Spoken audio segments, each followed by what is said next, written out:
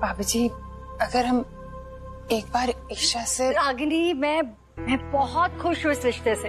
हमारी ईशा ना बहुत भाग्यशाली है कि उसको इतना अच्छा परिवार, इतना अच्छा लड़का मिल रहा है। और भाई जी चाहते हैं कि आज की सगाई बहुत ही सिंपल तरीके से हो, only family and close one.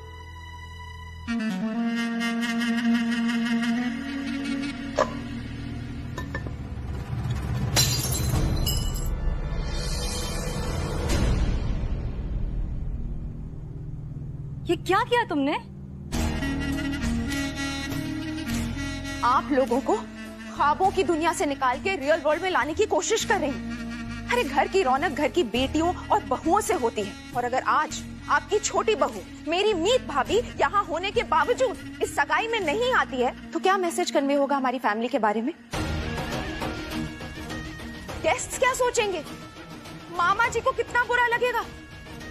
इतने सालों बाद इतनी मुश्किलों से तो आपका रिश्ता दोबारा जुड़ा है। I am really sorry to say this, but मुझे लगता है कि मीत भाभी की वजह से मॉम और मामा जी का रिश्ता दोबारा टूट जाएगा। मॉम, ये मीत भाभी। इनफ मासूम, इतने महीने जब वो यहाँ पर नहीं थी तो क्या इस घर के काम नहीं हुए? रुके काम? नहीं रुके ना। अगर वो नहीं चाहती सगाई में आना तो ना आए, सगाई उसके बिना ही होगी। और रही बात भाई जी के साथ रिश्ते की, तो वैसे भी सगाई के बाद हमारे भाई जी के साथ इस घर के रिश्ते और मजबूत होने वाले। तो ये लड़की सगाई में आए या ना आए, मुझे कोई फर्क नहीं पड़ता। बबीता जी, आप ठंडे दिमाग से सोचेंगी तब आपकी समझ में आएगा कि मासूम जो कह रही है वो सही है। मीत इस घर की बहू है और ये फंक्शन बहुत ही इंपॉर्टेंट है, उसका अटेंड करना बहुत जरूरी है। हाँ भाभी जी, भाई साहब बिल्कुल ठीक कह रहे हैं। मीत बहू घर में होती है तो घर की रौनक ही अलग होती है। मुझे भी लगता है कि हम सबको उसे मनाना चाहिए। और जरूरत पड़ी अगर तो हम इस फंक्शन को पोस्टपोन भी कर सकते हैं।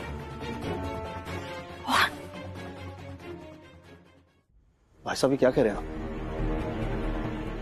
अभय भाई साहब को अगर पता चलेगा तो नाराज होंगे और ये रिश्ता तोड़ देंगे। फिर हमारी ईशा सब एक बहुत बड़ा रिश्ता हाथ से चला जाएगा। राम एकदम सही कह रहा है राज। और क्या कहेंगे भाई जी को कि हम ये सगाई क्यों पोस्टपोन करना चाहते हैं?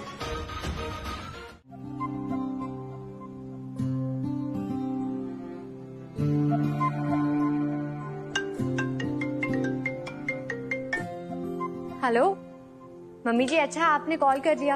अभी मैं आपको कॉल करने वाली थी ये पूछने के लिए कि केक डेकोरेशन के लिए जो चेरीज चाहिए थे वो आपने ले लिया ना? सुबह से 5वीं बार याद दिला रही हूँ तो कैसे भूल सकती हूँ। हाँ बाबा, ले लिए मैंने चेरीज, और लिस्ट में जितनी आइटम्स लिखी थी ना वो सब भी ले ली है। अच्छा ये बताओ, घर पे तैयारियां कैसी चल रही हैं? सब तैयारी हो गई कि कुछ बाकी है? सब रेडी है, आप बिल्कुल टेंशन मत लीजिए। मम्मी जी, वो मीत भी सगाई के फंक्शन में होती तो अच्छा रहता ना। वो 9 महीने जब यहाँ पर नहीं थी तो उसके बिना ही हमने दिन काटे हैं ना। आज की रात भी उसके बिना हम काट सकते हैं। We'll manage, don't worry about.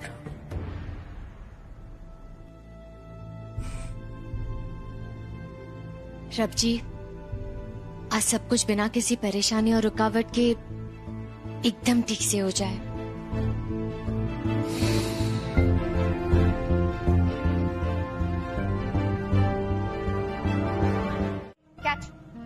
फिलहाल इससे काम चला लो, थोड़ी देर में एक कमाल का केक मिलने वाला है। पता है वो केक बनाया किसने है? किसने? सुनैना भाभी ने। और वो केक इतना यम है कि मैं क्या बताऊं। इतना अच्छा केक है तो आप लाए क्यों नहीं हमारे लिए? हाँ, क्योंकि वो केक आज शाम के लिए है।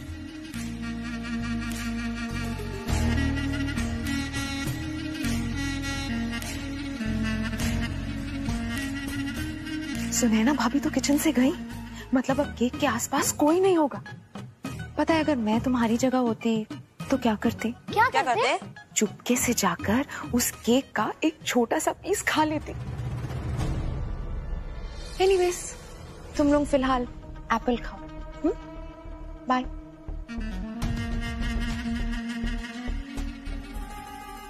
हमें किचन में नहीं जाना चाहिए, बुरी बात।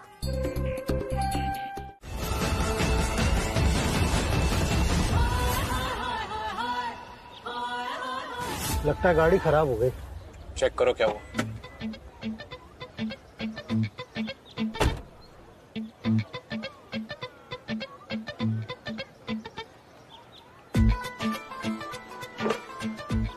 साहब जी, गाड़ी पंचर हो गई है।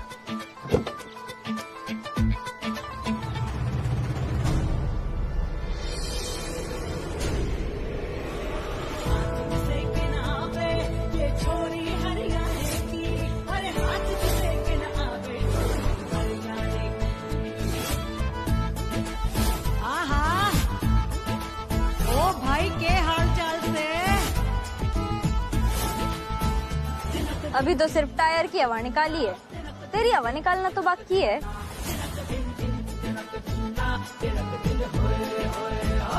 अच्छा, मैं जानता हूँ तेरा ये दिल मानने को तैयार नहीं है कि दीप ने तेरे साथ ऐसा किया।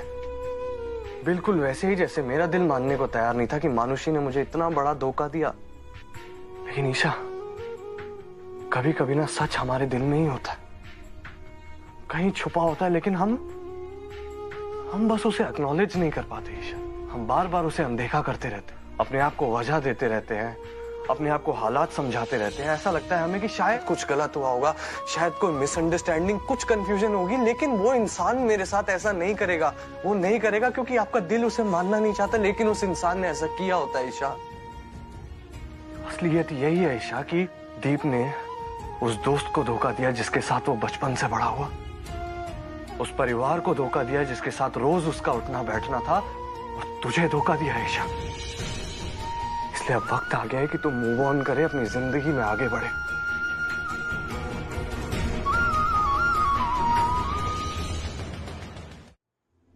और ये जो लड़का शैंटी है ना, ये बहुत अच्छा लड़का है ईशा। पूरे परिवार ने बड़े सोच समझ के ये फैसला लिया है और तेरी भलाई के लिए फैसला लिया है। ये लड़का तुझे हमेशा खुश रखेगा, तुझे सपोर्ट करेगा, तुझे जिंदगी में कभी अकेला नहीं होने देगा ईशा। तेरा परिवार तुझे खुश देखना चाहता है ईशा। एक बार हम पे ट्रस्ट करके देख ले, सब तेरा भला चाहते हैं। तो मेरा फेवरेट कलर भी नहीं पता, तुम ना मुझसे प्यार ही नहीं करते। मुझे लगा ये तुम्हारा फेवरेट कलर है। यू रिमेम्बर, सेम कलर की टी शर्ट तुम्हें बहुत पसंद थी, एंड आई थॉट तुम्हें ये भी बहुत पसंद आए। वो टी शर्ट थी और ये टेडी है, दोनों में डिफरेंस भी नहीं पता तुम्हें। ये देखो कितना क्यूट है, बिल्कुल तुम्हारी तरह। मुझे नहीं चाहिए। तुमने पता है ना मन्ने वो टेडी वेयर ना पसंद है, फिर क्यों लेकर आया? अरे यार, मेरी दबंग धाकड़ बाहुबली गर्लफ्रेंड की पसंद थोड़ी क्यूट सी तो हो ही सकती ना, इसलिए क्यूट सा टेडी बियर तुम्हारे लिए। एक बार बोल दिया ना मन्ने ना पसंद मतलब ना पसंद। एक बार में कोई भी बात करने समझ क्यों ना आती? संगत का असर है। हाँ, तुम्हारे संग रहते रहते तुम्हारा ये मीत अपनी मीत के रंग में रंग गया है। रंग में तो रंग गया है रंगरेज, पर ना तन्ने अब तक समझ ना आया कि मैं कहने की चाह रही। अरे मैं तुम्हारे लिए लाया हूँ, ये रखो। मन लेना चाहिए। अरे ये लो। ना चाहिए ना मन। तो रखो ना। ना रखना। अच्छा ठीक है, ये रखो।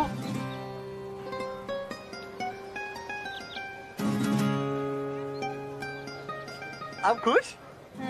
यू फिर भी ठीक है, मतलब घर के काम भी आ सकता है।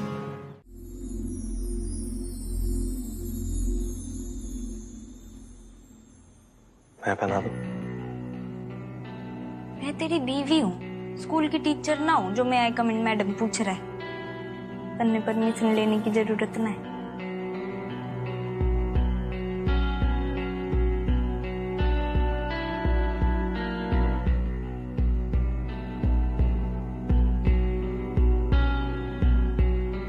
तन्ने इतना यकीन कैसे था कि मैं जरूर आऊंगी? क्योंकि हमारा दिल से दिल तक का कनेक्शन है मीत।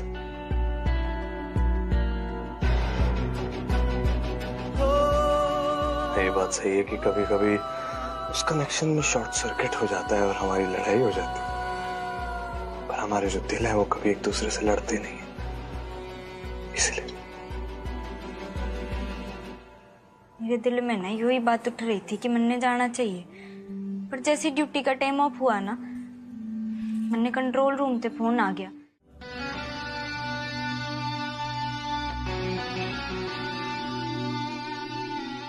कैसा लगा मेरा तोहफा? तो बिल्कुल तेरे जैसा। थैंक यू मेरी बात मानने के लिए। थैंक यू मेरे कहने पे आने के लिए। मुझे बहुत खुशी हुई। सिर्फ थैंक यू ते काम न चलेगा। फिर तन्ने प्रॉमिस देना होगा, चाहे जो हो जाए, हमारे बीच कितना भी झगड़ा हो, कुछ भी हो जाए, तू तीर घाट में मीर घाट क्यों ना भागू, पर हमारे बीच ये जो प्यार है ये हमेशा ऐसे ही रहेगा। इसकी जगह हमेशा फिक्स रहेगी। मेरी मीत, मैं तुम्हें प्रॉमिस करता हूं, हम लड़ेंगे भी, हम रूठेंगे भी, और हम एक दूसरे को मना भी लेंगे। हम कभी भी एक दूसरे को अकेला नहीं छोड़ेंगे। जिंदगी, सिचुएशन, हालात, चाहे जो मर्जी।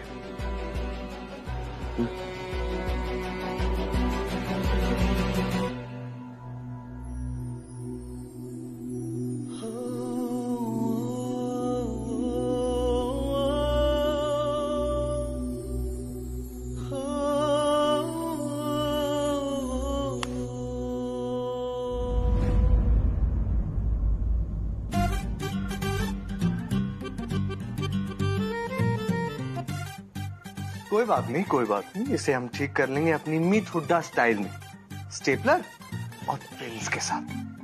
कहाँ है स्टेपलर?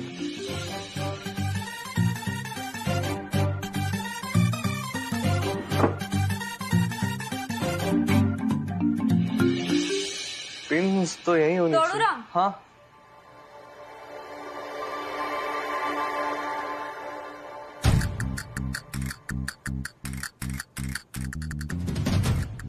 ऐसा ही साहिबा, अंदाजा है आपको ये क्या चीज है? सुई और धागा, सुई धागा, और इसे इस्तेमाल करने के लिए एक तकनीक आनी चाहिए जिसे सिलाई कहते हैं। एकेडमी की ट्रेनिंग ने ना पुलिस वाली बनने के साथ साथ मैंने बहुत कुछ सिखा दिया है। तो राम, मेरी गर्लफ्रेंड ना बदल गई है।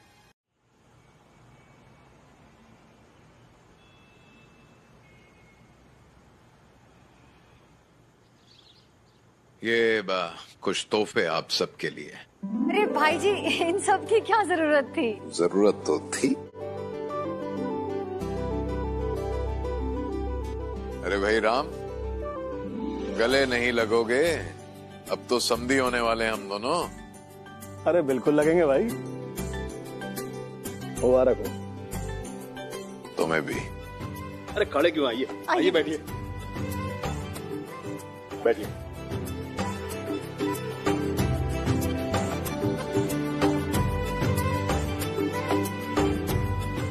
हमारे मीत की मीत कहाँ है? छोटी बहू? हाँ भाई जी, अभी बुलाती हूँ, शायद अपने कमरे में होगी। अब आ गई। अरे बच्चा। प्रणाम मामा जी। अरे खुश रहो, खुश रहो, खुश रहो, खुश। क्यों?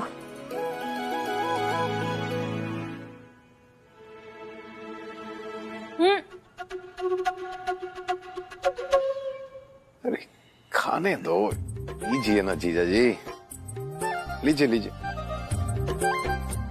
कोई बात नहीं। अरे वाह,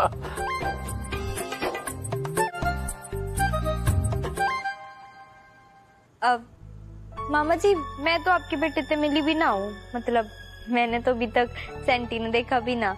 कितने है वो? बेटा वो काम के सिलसिले से दिल्ली गया है, एयरपोर्ट से सीधे यहीं आएगा, बल्कि आता ही होगा।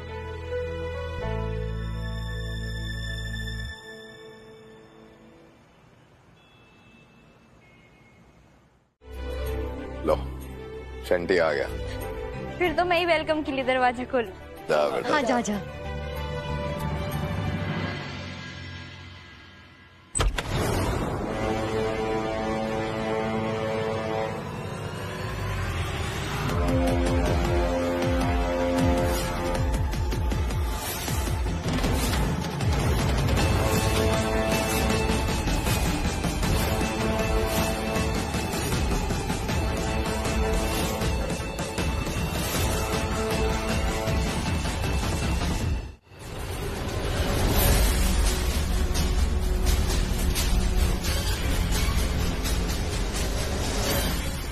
तेरी इतनी हिम्मत कि तू यहाँ पर आ गया।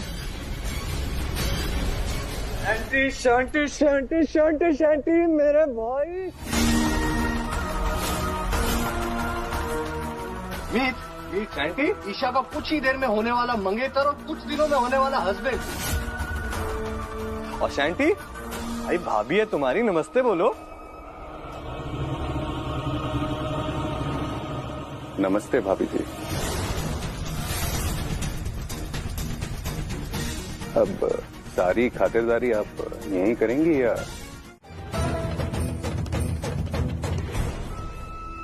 ये हमारा ड्राइवर, मैं सोच भी नहीं सकता था इतना घटिया इंसान हो सकता है। आई एम ऑल्सो सॉरी भाभी जी। है आपको नंबर प्लेट अच्छे से याद रहते होंगे, वो चेहरे याद नहीं रह सकते होंगे, हो सकता है। अब ये कंफ्यूजन बोलो या ओवर कॉन्फिडेंस जो भी था, उसकी वजह से इतना तमाशा हो गया, पर कोई बात नहीं। मैं कोई ओवर कॉन्फिडेंट ना हूँ। तू झूठ का पहाड़ खड़ा करके ओवर स्मार्ट बन रहा है ना। हमने अच्छी तरीके से याद है कि मैंने तन्ने ही अरेस्ट किया था। तेरे जैसे घटिया, झूठे और लड़कीबाज इंसान के साथ ना ईसा का रिश्ता कदे तय ना होने वाला।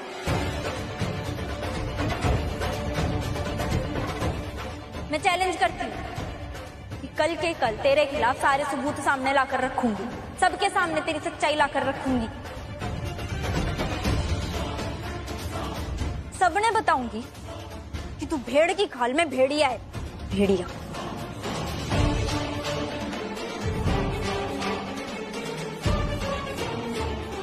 अगर बहू इतने विश्वास के साथ कुछ कह रही है, इसके पीछे कोई वजह तो जरूर है।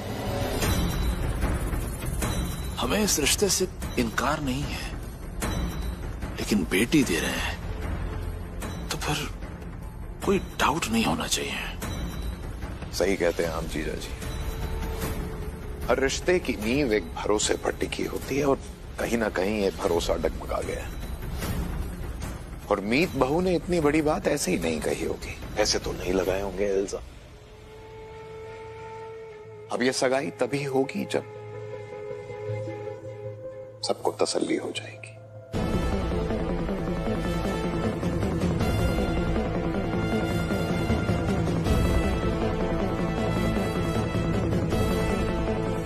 ठीक है ना मैम? जब तक मीत बहू के लगाए इल्जाम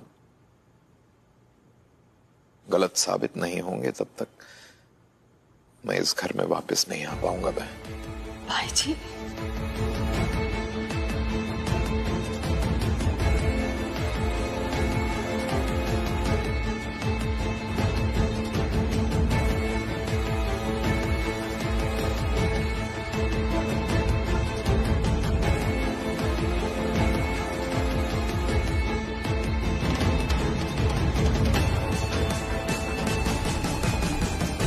मीत भाभी ने शांति पर इतना बड़ा एलिगेशन लगा दिया, वो भी विदाउट एनी प्रूफ। मुझे लगता है उन्होंने ये सब जानबूझकर किया क्योंकि वो ईशा और शांति का रिश्ता नहीं होने देना चाहती थी। Hence this false allegation. मासूम,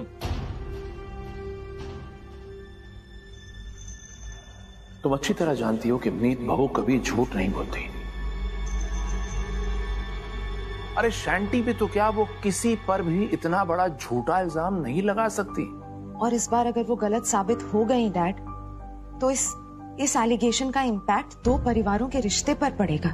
इतने सालों के बाद इतनी मुश्किल से तो मामा जी के साथ रिलेशन ठीक हो रहे हैं और मॉम के लिए ये मैटर बहुत सेंसिटिव है। मासूम, तुम्हारी ही बातों से तुम्हारे सवाल का जवाब निकलता है। अभी तुमने कहा ना कि कितने सालों के बाद हम उनसे जुड़ने जा रहे हैं, तो इतने सालों में कौन कितना बदल गया ये हमें क्या पता। और एक पल के लिए भी क्या तुमने ठहर कर इस एंगल से सोच के देखा है कि जो मीत बहू कह रही है, अगर वो सच निकला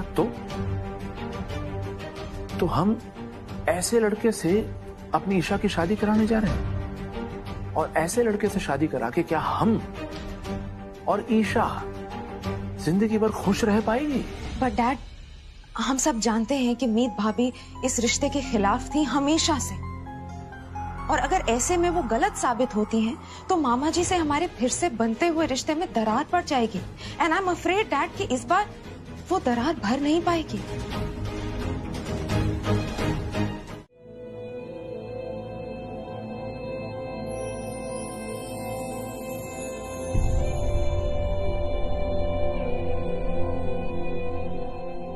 अरे आज ही तो वादा किया था ना कि एक दूसरे का साथ न छोड़ेंगे।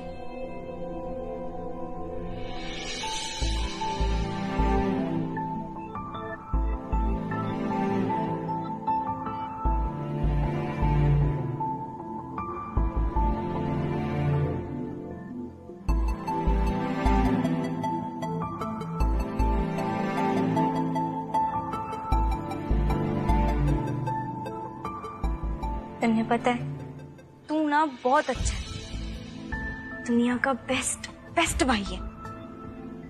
तेज भैया ने कितने अच्छे से संभाला तूने, और मासूम थी, और ईसा के लिए तो अपनी जान भी दे सकता है। बेस्ट बेटा भी है। पापा जी की नजरों में ना तेरे लिए गर्व साफ दिखाई देता है। और क्या और? दुनिया का सबसे बेस्ट बॉयफ्रेंड भी है। ये चल, हम दोनों ने एक काम करते हैं, हम दोनों कपड़े बदल लेते हैं, फिर चलते हैं। कहाँ चलते हैं? है एक जगह अच्छी लगेगी तेरी। नहीं मीत प्लीज।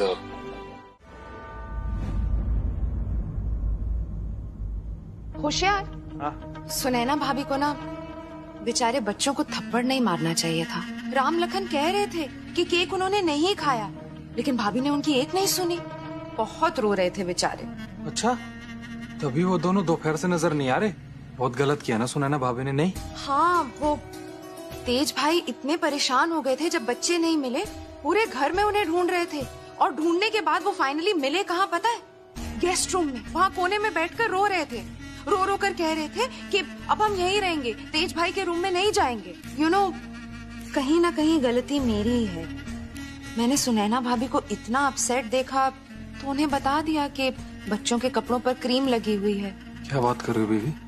हाँ, मतलब मुंह से निकल गया, पर मुझे क्या पता था कि सुनैना भाभी केक को लेकर बच्चों पर इतना भड़क जाएंगी, उन्हें थप्पड़ मार देंगी। लेकिन होशियार, हाँ? तुम प्लीज इस बारे में मेरा नाम मत लेना किसी के सामने। मैंने तो इस मैटर में कुछ किया ही नहीं है ना।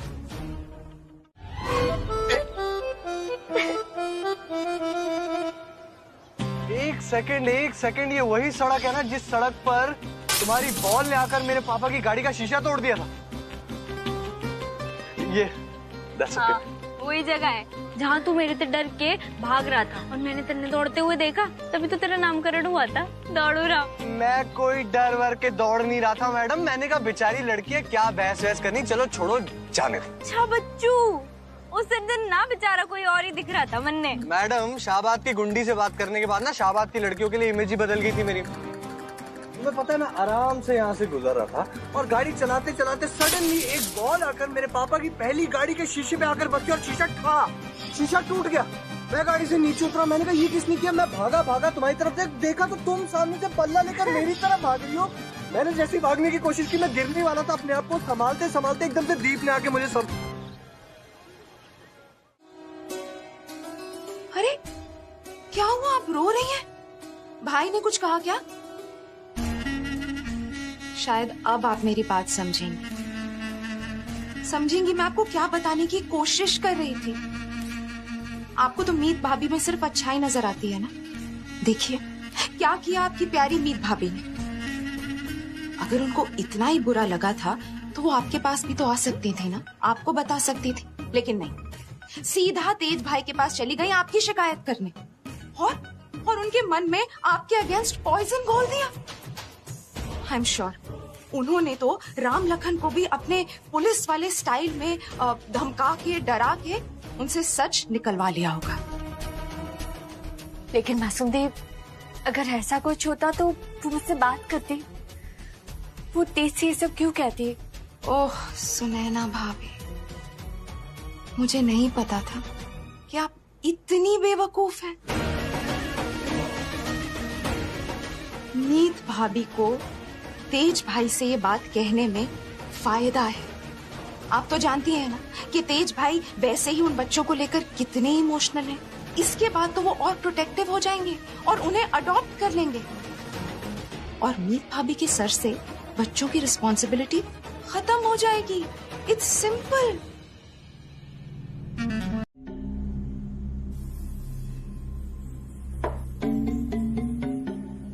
आज से पहले कभी तुमने ड्रिंक को मना नहीं किया? क्योंकि आज से पहले मुझे यह नहीं मालूम था कि मेरा होने वाला दामाद एक आवारा, लड़कियों को छेड़ने वाला लड़का, एक मॉलेस्टर है। सुनी सुनाई बातों पर यकीन नहीं करते हैं राम। और वैसे भी तुम तो पहले से ही अपनी बेटी की एंगेजमेंट मेरे बेटे के साथ करवाना चाहते थे, फिर अचानक क्या हो गया? हुआ कुछ नहीं है। मैंने आपकी कभी बात को टाला नहीं। आपने जब जब जो कहा है मैंने किया है।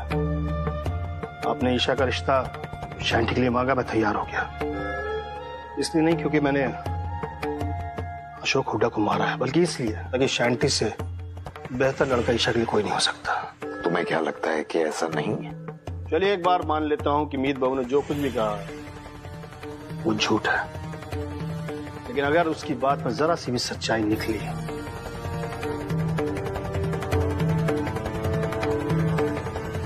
तो एक बात याद रखिएगा,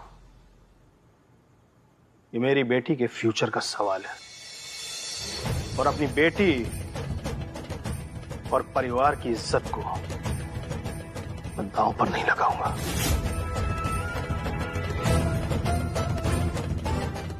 राम, मेरा यकीन करो, मैं ये साबित कर दूंगा कि शैंटी इनोसेंट है। तो ठीक है, बात और मुलाकात तभी होगी जब आप ये साबित कर देंगे कि आपका बेटा इनोसेंट है।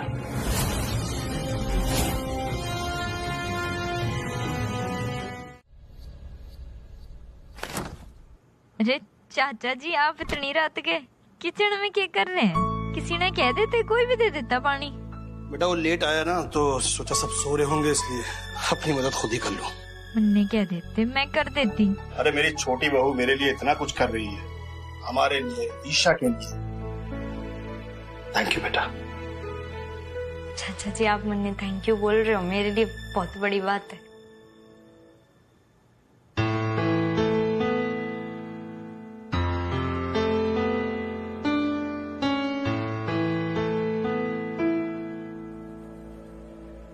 वैसे चाचा जी, मैंने ना आपको एक और सच बताना था। सच? कौन है बेटा? न जाने क्यों मैंने ऐसा लग रहा है कि कोई तो हमारे साथ खेल खेल रहा है। खेल खेल रहा? मैं कुछ समझा नहीं। जब तक मैंने पुलिस में भर्ती होने के बारे में सोचा ना, तब तक ऐसा लग रहा है कि कोई तो था जो ना चाहता था कि मैं पुलिस अफसर बनूं।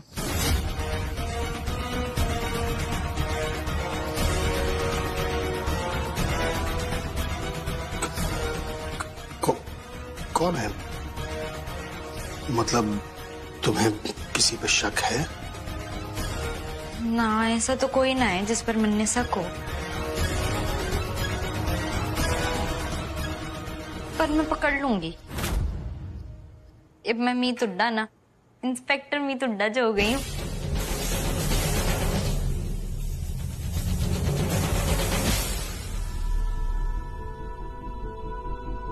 बेटा, तुम्हें किसी भी तरह की मदद की जरूरत पड़े तो बेझिझक मुझे कह देना।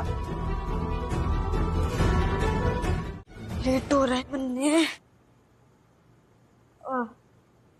मीत, तुम तैयार हो जाओ पहले। तू तो बड़ा बदल गया है। क्यों, मैंने ऐसा क्या किया? नहीं, याद ना है जब मैं डिलीवरी की जॉब पर जाती थी तो तू पूरा शीशा घेर कर खड़ा हो जाता था, मैंने तैयारी ना होने देता था। अब समझी मैं। क्या समझी तुम? पुलिस वाली ने देख कर लाइन पर आ गया है तू। मैडम, मैं आपकी वर्दी की रिस्पेक्ट करता हूँ और इनफैक्ट मैं तुम्हें पता है क्या, ऐसा ही होना चाहिए। जब कोई कॉमन मैन, कोई सिविलियन किसी पुलिस वाले को देखे या उसकी वर्दी को देखे ना, तो उसकी वर्दी को देखकर उसके मन में डर नहीं पैदा होना चाहिए, बल्कि उस इंसान के लिए और उस वर्दी के लिए रिस्पेक्ट पैदा होनी चाहिए। जस्ट लाइक मी, जैसे मैं तुम्हें देखता हूँ तो तुम्हारी वर्दी के लिए मेरे मन में रिस्पेक्ट आती है। कोई डरता वरता नहीं हूँ मैं तुमसे। हाँ, और SI भी तुम अपनी नजर से सारा नजरिया बदलोगे, क्योंकि मीत नहीं तो बदलनी है रीत। हाँ पति देव, और सवेरे सवेरे के लिए ना इतना ज्ञान काफी है। मैंने लेट हो तैयार तो मुझे होना है। दौड़ूरा मत, मैंने तैयार होना है। मीत छिपकली क्या? मीत कहाँ है छिपकली, और क्यों है इस कमरे में छिपकली? निकालो यार, मुझे अच्छी नहीं लगती। कहाँ है? पूछना है। हाँ मैंने जानबूझ के बोला क्योंकि मैंने सोचा कि तू डर जाएगा, और देख तू डर गया। अब शीशे के सामने मैं खड़ी और तू सोफा पे। नहीं, तुम्हें ना पुलिस में नहीं, तुम्हें गुंडी ही होना चाहिए।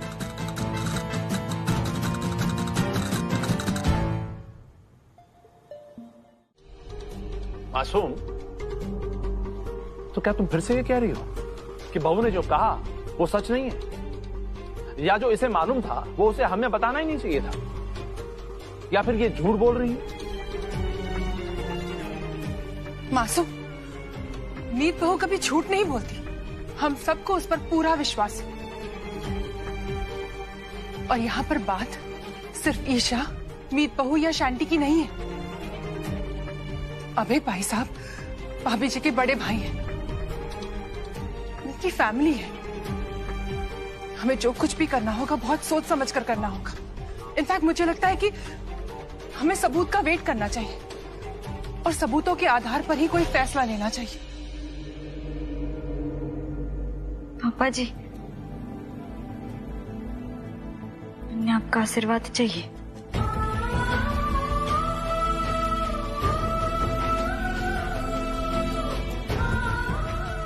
All the best. Mata Rani हमेशा तेरे साथ रहे पुत्र। जा।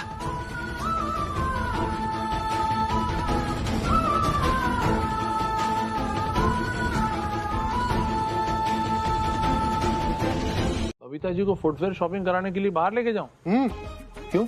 अरे डैड, लेडीज को फुटवेयर शॉपिंग बहुत पसंद है। ये स्टिलेटोज, हाई हील्स, वेजेस, ये सब उन्हें बहुत पसंद आता है डैड। यहाँ तक कि उनकी जो ये कपड़े वपड़े की शॉपिंग है ना, इससे भी ज्यादा पसंद आता है। इसलिए प्लीज आप मॉम को अपनी बेस्ट कार में अपने साथ बिठाइए और उनको शॉपिंग ट्रिप पर ले जाइए डैड।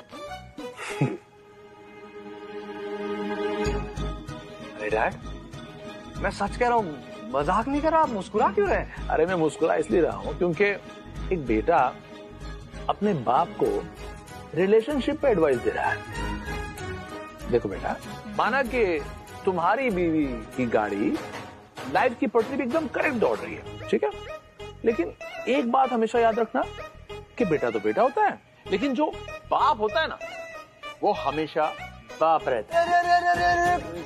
गलती होगी पिताश्री, वो मॉम को खुश करने के चक्कर में मैं थोड़ा ओवर इमोशनल और एक्साइटेड हो गया था। I am sorry. लेकिन बड़ी जाहिर सी बात है, कहाँ आपका 30+ इयर्स ऑफ मैरिज एक्सपीरियंस, और कहाँ मेरा पानी छिड़की हुई अभी अभी ताजी ताजी शादी।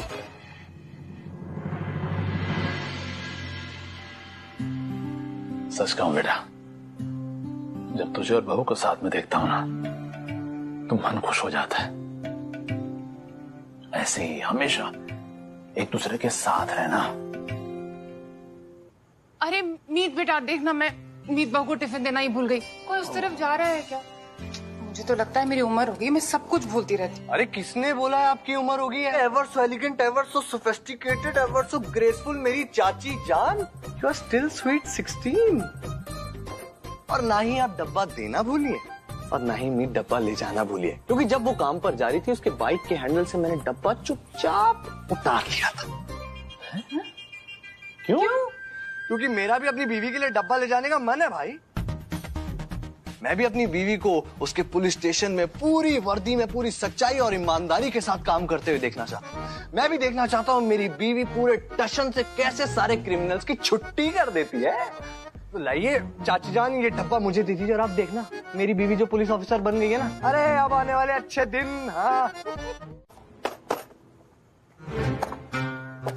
अरे ऐसा ही मैडम जी, आइए। अरे लाइए, दीजिए दीजिए, टेबल साफ कर देता हूँ, आप आराम से बैठ के यहाँ खाना खाइए। कूलर चालू करो। कूलर क्या, एसी चालू करो। शर्मा जी, मैं अपने याद हूँ ना, मतलब मन ने तो लगा कि आपकी जो याददाश्त है वो कमजोर है। आपने लोगों के चेहरे याद न रहते, ड्राइवर कौन है, मालिक कौन है, याद न रहता ना आपने। मैडम जी ऐसा नहीं है।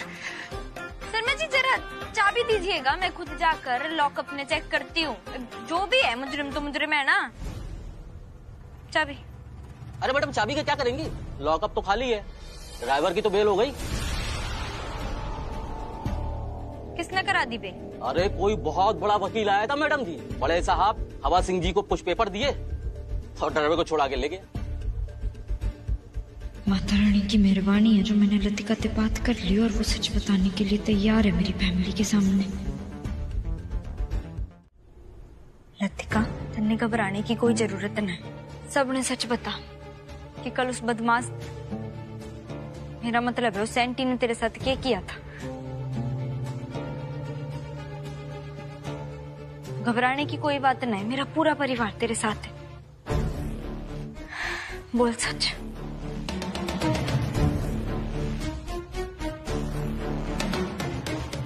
बस दीदी बस, अब मुझसे और नहीं होगा। क्या ना होगा? ये झूठ और नहीं बोल सकती। आई नो मैंने आपसे प्रॉमिस किया है क्योंकि मुझे मेरी माँ के इलाज के लिए कुछ पैसों की जरूरत है, पर अब मुझसे नहीं होगा।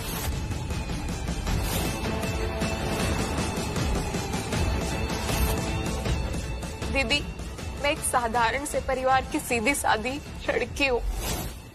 मैं ऐसे किसी भी लड़के के बारे में कुछ भी कह के उसे बदनाम नहीं कर सकती।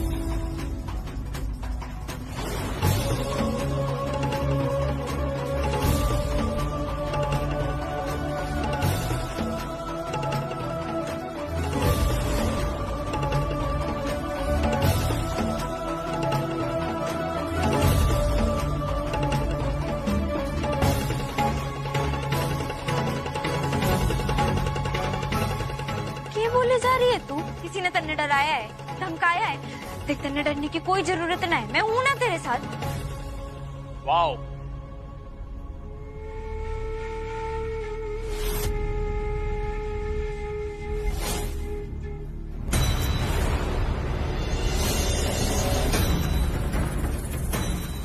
आप तो सही में जीनियस निकली। इतनी सॉलिड प्लानिंग मुझे फंसाने के लिए। मुझे तो ये नहीं समझ में आ रहा आपको मुझसे प्रॉब्लम है क्या। मैं यहाँ आया था आप सबको कन्विंस करने के लिए कि मैं वैसा इंसान नहीं हूं जैसा आप लोग समझ रहे हैं, पर अब तो शायद मुझे कुछ कहने की जरूरत नहीं। इनके सबूत नहीं, सब सच सबके सामने ले आए। झूठ बोल रहे हो। यो यहाँ कुछ साबित करने ना आया था, यो इस छोरी ने धमकाने आया था। सॉरी टू से, सच सबके सामने है। और कौन झूठ बोल रहा है ये सब तो मुझे बताने की जरूरत ही नहीं।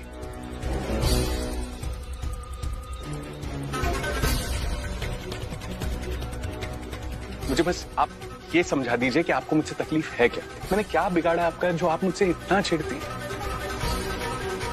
और आपको सीरियसली थैंक यू। आप यहाँ आए, आपने जो सच है वो कहा।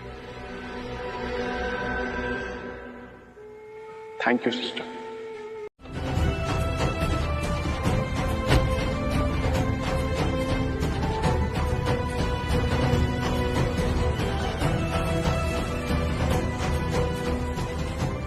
सिर्फ तैयार होने बोल रही हूँ, सगाई करने थोड़ी ना कह रही। पक्के ते कह रही हूँ आज तेरी सगाई ना हो। चलती गाड़ी में एक सड़क पर चलती हुई लड़की को उठाकर उसके साथ जबरदस्ती करने की कोशिश कर रहा था यो। ऐसा ही नहीं छुट्टा रिपोर्टिंग सर, ऐसा ही बन गई हूँ मैं। इवन अब मैं भी नाम और पैसा कमाना चाहती हूँ।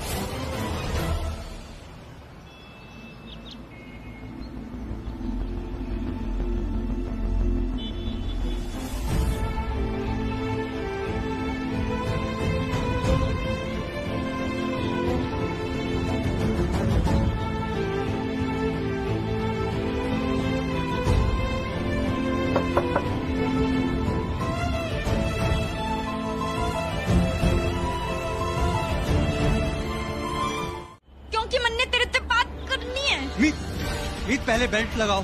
ना, मैं सीट बेल्ट ना लगाऊंगी क्योंकि मैंने तेरे से बात करनी है। मीत मुझे अभी तुमसे कोई बात नहीं करनी, मेरा दिमाग खराब हो रखा है। तुम प्लीज गाड़ी से नीचे उतरो, नीचे उतरो। अरे ऐसे कैसे उतरूं? हमने तय किया है ना हम एक दूसरे से बात करेंगे, कदे अकेला ना छोड़ेंगे। आवाज तो कम कर। आवाज बड़ी रहेगी मीत, दौड़ू राम, आवाज कम कर। मीत आवाज बड़ी रहेगी। दौड़ू राम, आगे देख।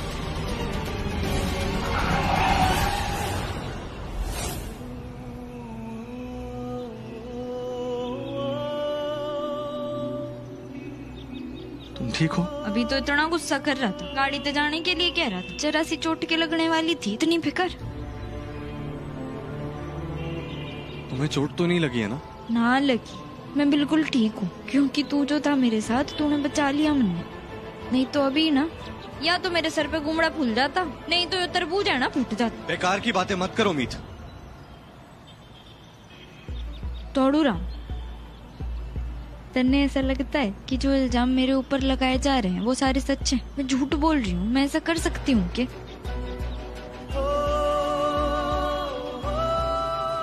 तुम ऐसा कर तो नहीं सकती, लेकिन जब हम दोनों के बीच में भरोसा है तो उस भरोसे के बीच में लेकिन कहां आ गया? दौड़ू रहा। जी सर।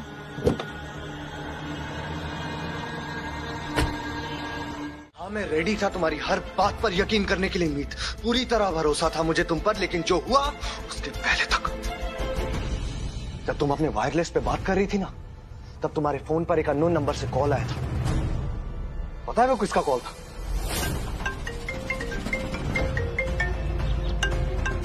हेलो मीत भाभी, मैं बोल रहा हूँ दीप। भाभी सब घर पे ठीक है ना? मीत को पता तो नहीं चला हम मिले थे? भाभी बड़ी मुश्किल से मैंने किसी से फोन लेके आपको फोन किया है। भाभी कुछ भी करिए, कोई रास्ता निकालिए, मुझे यहाँ से बाहर निकालिए। तुम चुपके से दीप से मिली थी और ये बात तुमने मुझे बतानी जरूरी नहीं समझी। तुम अब मुझसे बातें छुपाने लगी हो Meet. No, I get it. तुम ईशा और दीप की शादी कराना चाहती हो, इसलिए अंदर बैठे शैंटी पर तुमने इतना बड़ा इल्जाम लगाया कि पूरा अलाहाबाद परिवार सोचने पे मजबूर हो जाए। ना दौड़ू राम, ऐसा कुछ भी नहीं। मेरी बात सुनो। तुम अंदर मामा जी और शैंटी बैठकर इंतजार कर रहे हैं। तुम ईशा की भाभी हो। अगर तुम भाभी के फर्ज निभाना चाहती हो तो फर्ज निभाओ, और अगर फर्ज नहीं निभाना चाहती हो तो प्लीज फर्ज मत निभाओ, लेकिन कोई हंगामा क्रिएट मत करो, किसी भी रस्म में दखल अंदाजी मत करो मीत, प्लीज।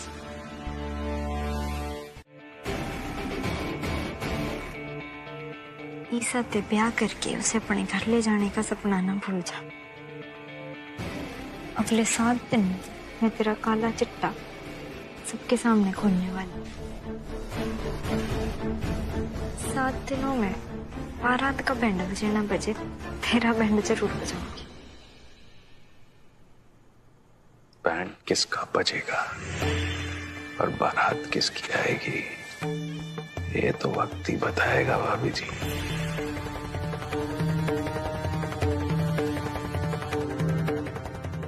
एक बात आपको और बता दूं, वो क्या है, हम हैं वृश्चिक राशि, स्कॉर्पियो।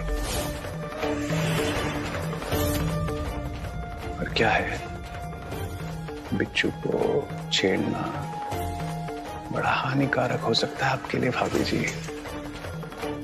हमसे निकला हुआ जहर दिमाग को सुन और बॉडी को पैरालाइज कर देता है।